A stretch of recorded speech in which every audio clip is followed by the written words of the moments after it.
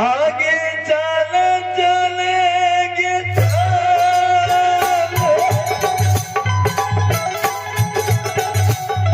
आगे भैया न जागे ही करे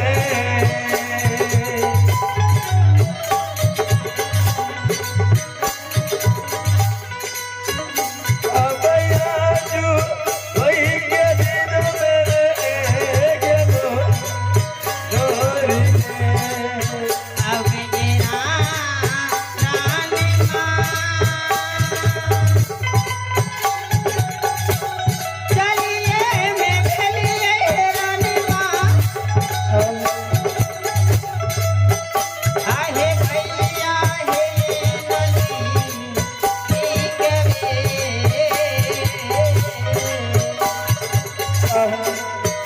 या बचाई हे मैं खेलिए हे है रानी माँ ए ओ भई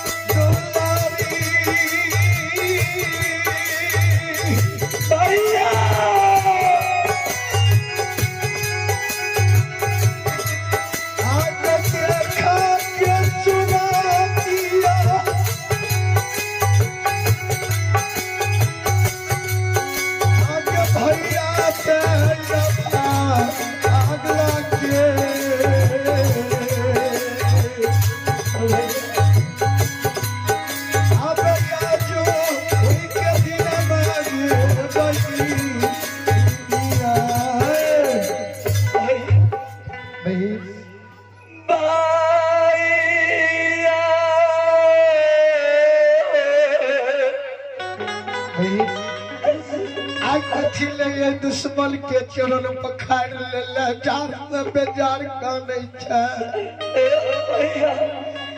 विपत्ता लतवार याल रहियो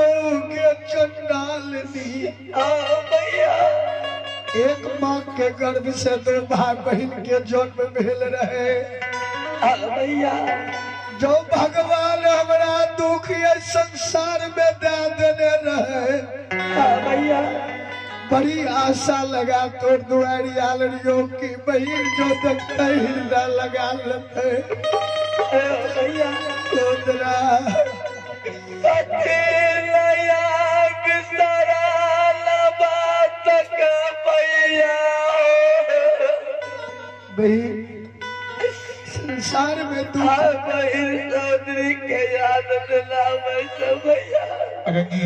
बहन और सतुआ भुजा में पानी भैया जे सतुआ में पिल्लू खद खद करे रहे अलगे से घोर बदबू मारे रहे भैया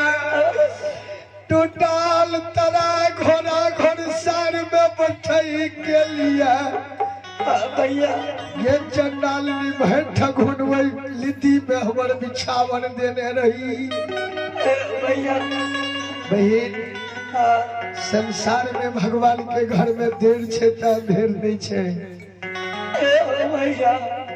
आज देखबा भैया तोर केतली से लौट के ये लो देख भाग्य सूरत के भैया